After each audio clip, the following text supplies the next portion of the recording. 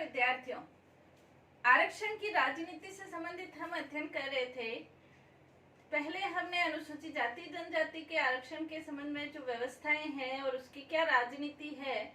उसके बारे में हम अध्ययन कर चुके हैं। आज हम पिछड़े वर्गों की राजनीति या ओबीसी की आरक्षण की राजनीति क्या है या क्या उनके लिए व्यवस्थाएं हैं उसके बारे में आज हम अध्ययन करेंगे।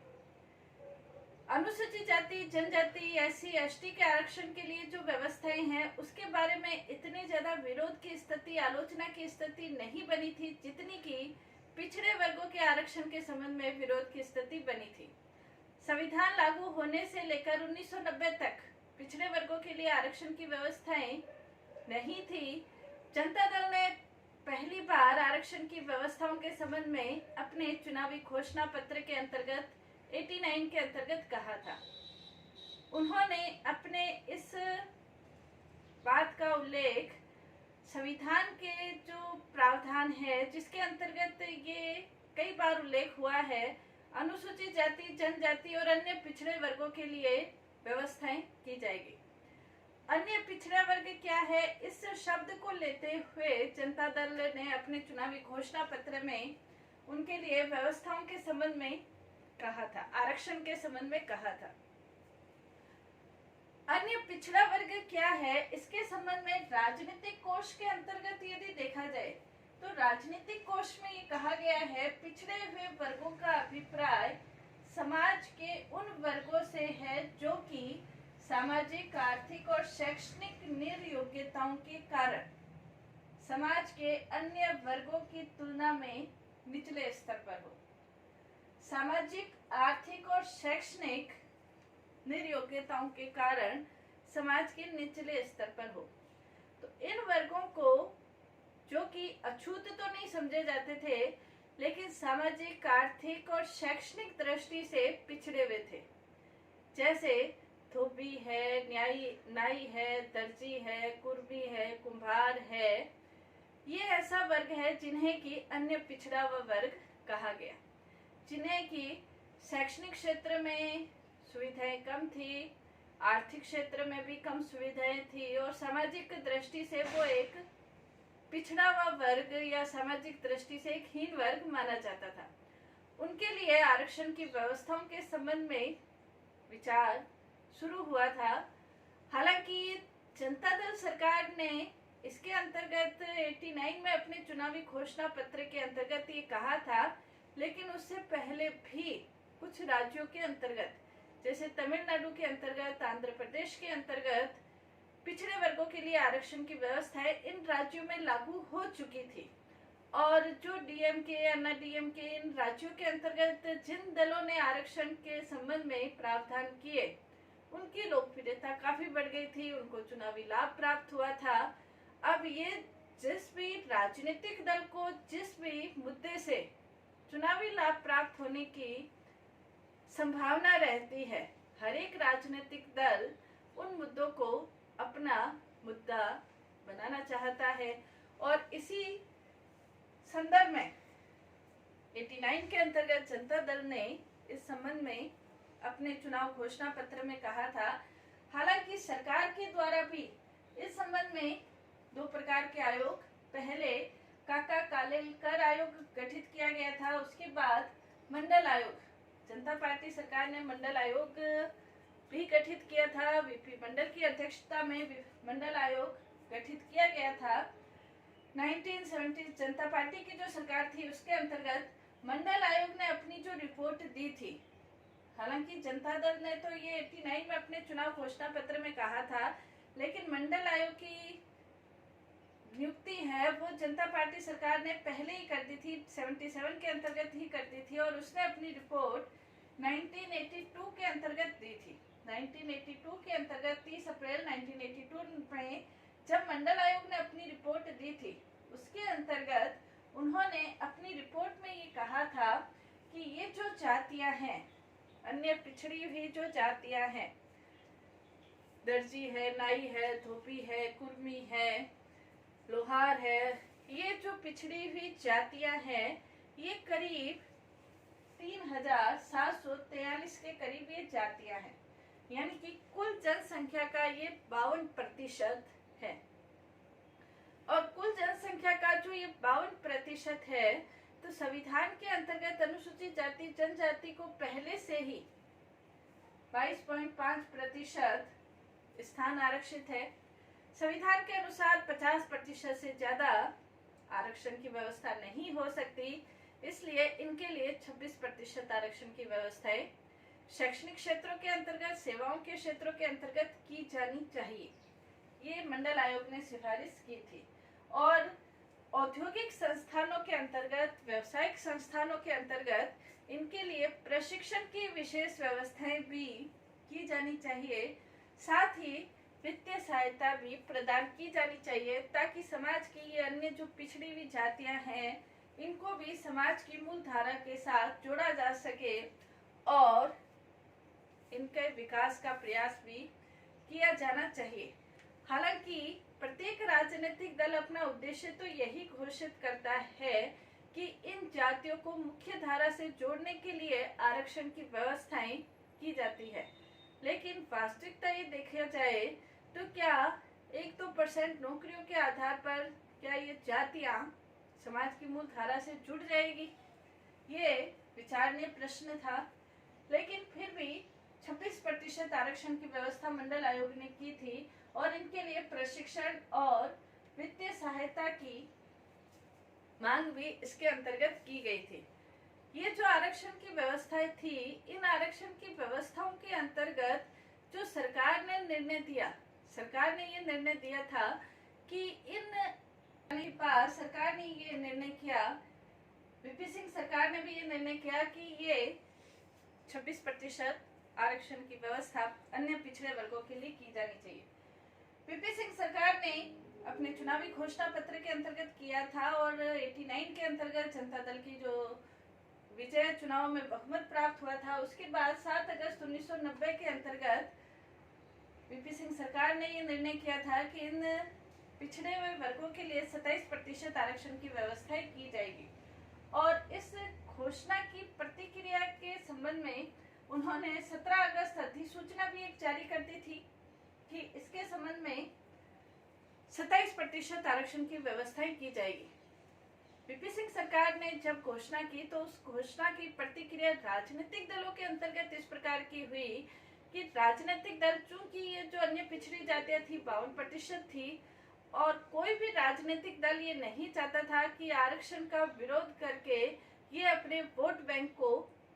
दरकिनार कर दे या किनारा कर दे, इसलिए राजनीतिक दल चाहते हुए भी इस आरक्षण की व्यवस्था का विरोध नहीं कर सकते थे दूसरे राजनीतिक दल, और न ही इसके संबंध में, इसके समर्थन में कुछ कर सकते थे। राजनीतिक दलों के द्वारा इसको, हालांकि बाजीगरी की नीति, जातिवादी की नीति बहुत, कह सकते हैं कि बहुत नरम शब्दों में इसकी आलोचना की गई थी, क्योंकि स्पष्ट रूप से आलोचना करने पर उनका राजनीतिक भविष्य खराब हो सकता था। लेकिन युवाओं का एक आंदोलन इसका शुरू हो गया था। युवाओं में इसके अंतर्गत अखिल भारतीय विद्यार्थी परिषद, एबीवीपी, राष्ट्रीय विद्यार्थी परिषद, एनएसयूआई, राष्ट्रीय विद्यार्थी परिषद, इन्होंने अपने दूसरे संगठन तैयार किए। जैसे अखिल भारतीय विद्यार्थी परिषद ने मंडल संघर्ष विरोधी सभा का गठन किया था, एनएसयूआई ने समता मंच का गठन किया था, और जगह जगह इस आरक्षण के संबंध में युवाओं के अंतर्गत एक आंदोलन की राजनीति शुरू हो गई थी। और इसके अंतर्गत कई जगह जगह युवाएं इसके आंदोलन में शामिल हुए थे। अनेक विश्वविद्यालय, अनेक कॉलेज, अनेक यूनिवर्सिटी इस आंदोलन में कूद गए थे, और यहाँ तक कि स्कूलों में भी इस आरक्षण का विरोध होना शुरू हुआ था। और इसकी प्रतिक्रिया स्वरूप कई युवाओं ने आत्मदाह करने की कोशिश की थी, और कई युवा तो आत्मदाह कर भी चुके थे, और करीब 63 के करीब युवाओं ने आत्मदाह किया था, और सैकड़ों की संख्या में कई युवाओं ने आत्मदाह करने की कोशिश की थी। और इसी सिलसिले में फिर 1 अक्टूबर 1990 को स्थगन आदेश भी सर्वोच्च न्यायालय के द्वारा आ गया था, और युवाओं के आंदोलन को सरकार ने भी शांत करने की कोशिश की, और सरकार ने युवाओं को, जब ये आंदोलन बढ़ गया तो केंद्र सरकार के द्वारा भी युवाओं को ये कहा गया कि मंडल आयोग के अंतर्गत उन्हीं जातियों को शामिल किया जाएगा जो कि राज्य सरकार की सूची में भी पिछड़ी हुई जातियां हैं, और इसके अंतर्गत जो राज्य सरकारें हैं वो अपने क्षेत्र में स्वतंत्र है। इसके अलावा जो राज्य सरकारें हैं, क्रियान्वित करने के मामले में कौन सी जातियों को ले नहीं ले, ये राज्य सरकारों के निर्णय के ऊपर भी है। विश्वविद्यालयों में प्रवेश के संबंध में इनको लागू नहीं किया जाएगा। ऐसी कुछ बातें कहकर आंदोलन को शांत करने की कोशिश की गई, और सर्वोच्च न्यायालय के अंतर्गत इसमें चुनौती भी दी गई। सर्वोच्च न्यायालय के अंतर्गत इसी संदर्भ में नरसिम्हा राव सरकार ने 1991 के अंतर्गत आर्थिक रूप से जो पिछड़े हुए वर्ग थे उनके लिए भी, चाहे वो संपन्न वर्ग के अंतर्गत आते हैं, लेकिन यदि आर्थिक रूप से वो पिछड़े हुए हैं तो उनके लिए भी 14% आरक्षण की व्यवस्था के संबंध में एक व्यवस्थाएं करने के संबंध में एक आदेश जारी किया गया था, यानी कि एक व्यवस्था जारी हो, इस संबंध में एक व्यवस्थाओं के संबंध में एक उल्लेख किया गया था। और दोनों ही याचिकाओं को, मंडल आयोग की सिफारिशों को और आरक्षण 14% आर्थिक आरक्षण को, दोनों को सर्वोच्च न्यायालय में चुनौती दी गई थी। 1992 के अंतर्गत सर्वोच्च न्यायालय का एक निर्णय आया था जिसके अंतर्गत नरसिम्हा राव के आर्थिक आधार पर आरक्षण की व्यवस्था को खत्म कर दिया गया, हटा दिया गया, और मंडल आयोग के अन्य पिछड़े वर्गों के आरक्षण की व्यवस्थाओं को लागू किया गया या उसको सही माना गया। ये कहा गया कि आर्थिक रूप से पिछड़े अन्य पिछड़े हुए वर्गों के लिए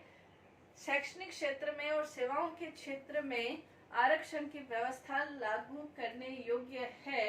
लेकिन आर्थिक रूप से पिछड़े हुए वर्गों के लिए आरक्षण की व्यवस्था लागू करने योग्य नहीं है। लेकिन सर्वोच्च न्यायालय में इसके संदर्भ में एक महत्वपूर्ण बात ये कही कि इस वर्गों के अंतर्गत यदि इन वर्गों में जो कि संपन्न तबके के लोग हैं वो इस श्रेणी के अंतर्गत नहीं आएंगे, जिन्हें आज हम क्रीमी लेयर के नाम से जानते हैं, यानी कि ओबीसी के अंतर्गत जो संपन्न वर्ग के लोग हैं जिनकी आय एक निश्चित आय सीमा से ज्यादा है, उनको ओबीसी का लाभ प्राप्त नहीं होगा। और इसी संदर्भ में सर्वोच्च न्यायालय ने जो निर्णय दिया 1992 में, तो केंद्र सरकार ने भी तुरंत उसके निर्णय को लागू किया और ओबीसी के लिए जो 27% आरक्षण है उस 27% ने भी इसके आदेश को मान लिया और 27% आरक्षण अन्य पिछड़ी जाति के लिए दे दिया गया। वर्तमान में यदि स्थिति देखें, आरक्षण की स्थिति देखें, तो जो संपन्न जातियां हैं, इतना आरक्षण का एक मुद्दा बना हुआ है कि हर एक जाति अपने आप को पिछड़ी हुई जाति घोषित करने की अंधी दौड़ में लगी हुई है, और हर एक जाति ये चाहती है कि वो आरक्षण का लाभ उसे भी प्राप्त हो। और इसी संदर्भ में हम देखें तो गुजरात में ये पाटीदार और पटेल आंदोलन की शुरुआत हुई, गुर्जर आंदोलन, जाट आंदोलन, ये सारे आंदोलन आरक्षण की राजनीति के ही देन कहे जा सकते हैं। वर्तमान समय यदि हम देखें तो योगेंद्र सिंह के शब्दों में हम कह सकते हैं कि आरक्षण का जो मुद्दा है वो सामाजिक समता की बजाय राजनीतिक मुद्दा ज्यादा है। राजनीतिक आंदोलन, हर एक पार्टी ये चाहती है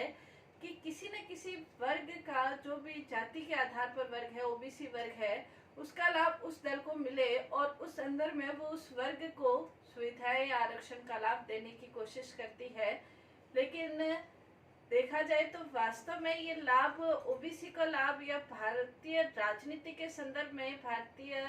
विकास के संबंध में, भारत के विकास के संदर्भ में कहाँ तक ये उचित है, ये सोचना भी राजनीतिक दलों का कार्य है और उन्हें इस संदर्भ में जरूर सोचा जाना चाहिए। और इस संदर्भ में यदि वर्तमान व्यवस्था को देखा जाए, वर्तमान व्यवस्था के अंतर्गत 103वां संवैधानिक संशोधन 2019 के अंतर्गत लागू किया गया है। 1991 के अंतर्गत नरसिम्हा राव सरकार ने जो 10% आरक्षण की आर्थिक आधार पर आरक्षण की व्यवस्था की थी, वो सर्वोच्च न्यायालय ने उसे अमान्य घोषित कर दिया था। लेकिन वर्तमान समय 103वां संवैधानिक संशोधन पारित हो चुका है, जिसके अंतर्गत संपन्न जो ये जातियां हैं, सवर्ण जातियां हैं, उनके अंतर्गत भी ऐसे लोग जो कि आर्थिक रूप से पिछड़े हुए हैं, उनको 10% आरक्षण की व्यवस्था वर्तमान समय के अंतर्गत 103वें संविधान संशोधन के माध्यम से की गई है। 27% तो उनका है ही, और उसके अलावा SC/ST का भी है, और आर्थिक रूप से पिछड़े हुए लोगों के लिए भी आरक्षण की व्यवस्था 2019 से की गई है। कहने का तात्पर्य यह है कि आरक्षण के आधार पर आगे बढ़ने की, विकास करने की जो एक मानसिकता है, वो लोगों के अंदर विद्यमान है, और उसके आधार पर भारत का कितना विकास हो रहा है और लोगों का वास्तव में विकास हो रहा है क्या, आर्थिक आधार पर आरक्षण का लाभ क्या वास्तव में आर्थिक रूप से पिछड़े हुए वर्गों को मिलेगा। हम देखते हैं कि BPL का कार्ड अनेक संपन्न लोग भी बनाकर अपने पास रखते हैं। तो कहाँ तक ये व्यवस्थाएं उचित हो सकती है और कहाँ तक वास्तविक रूप में उन लोगों को इनका लाभ मिल सकता है। राजनीतिक दल सिर्फ अपने राजनीतिक फायदे के लिए आरक्षण की व्यवस्थाओं को बनाए रखना चाहते हैं,